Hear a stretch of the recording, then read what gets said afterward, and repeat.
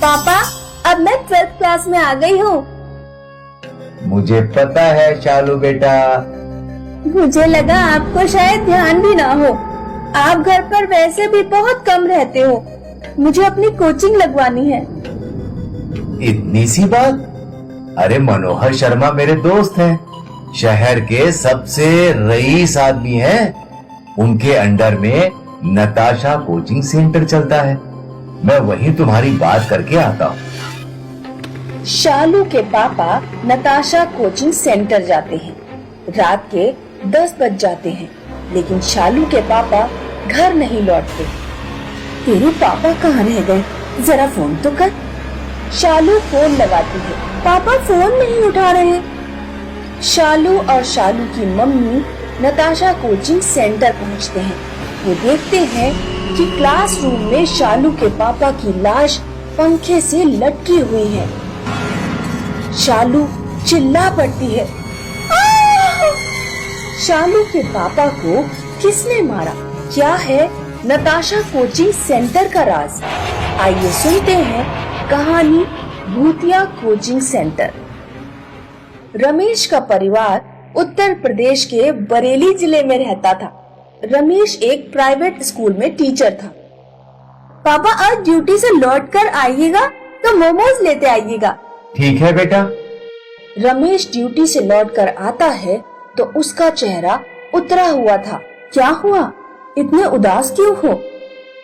School बंद हो रहा है, मेरी नौकरी चली गई। पापा, आप एक कोचिंग सेंटर खोल लो। आपको मैथ्स बनानी आती है और कोचिंग सेंटर में अच्छी कमाई भी है। मेरे कोचिंग वाले सर को देख लो, महीने में लाखों की इनकम है।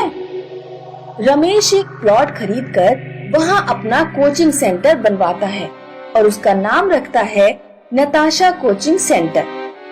रमेश बहुत मेहनत और लगन से अपने स्टूडेंट्स को पढ़ाता है, इसीलिए कुछ ही दिनों में उसका कोचिंग सेंटर अच्छा चलने लगा। शहर के सबसे बड़े बिजनेसमैन मनोहर शर्मा की नताशा कोचिंग सेंटर पर नजर पड़ गई। अगर ये कोचिंग सेंटर अपना हो जाए तो बहुत प्रॉफिट होगा। एक दिन मनोहर रमेश के घर पहुंचता है। नताशा कोचिंग सेंटर तुम्हारा ही है? हाँ जी, बताइए। मैं मनोहर शर्मा हूँ, मेरा नाम तो सुना ही होगा। मैं चाहता हूँ तुम अपना कोचिंग सेंटर मुझे बेच दो। मैं इसमें फिजिक्स और केमिस्ट्री के टीचर्स भी रख दूंगा। मैथ्स तुम ही पढ़ाओगे।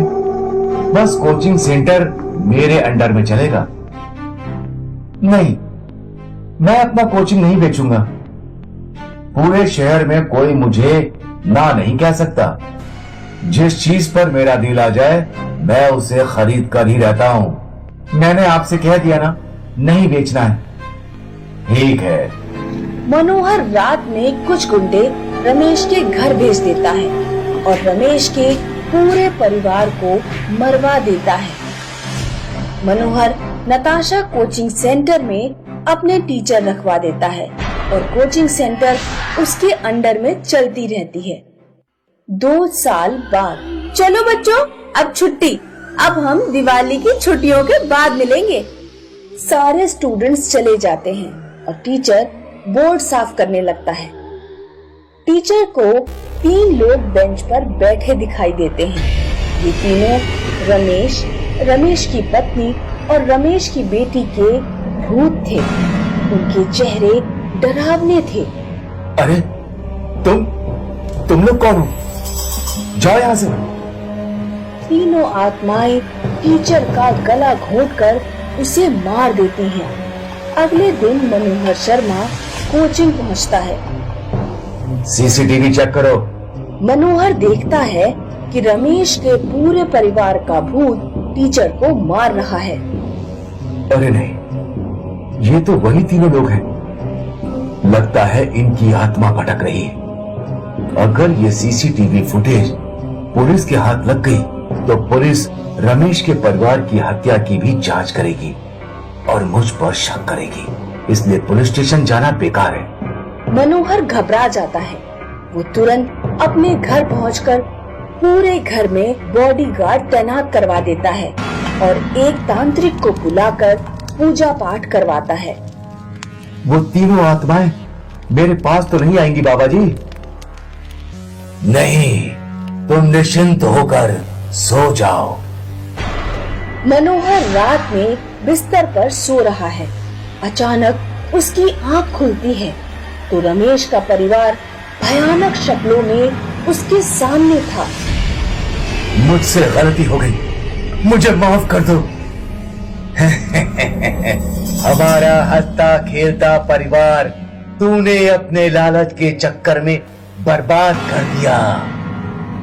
मनोहर अपने कमरे से बाहर भागता है और अपनी कार स्टार्ट करता है।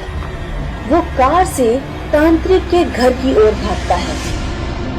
तीनों आत्माएं उसकी कार में आ जाती हैं। अब तू हमसे बचकर कहीं नहीं भाग पाएगा।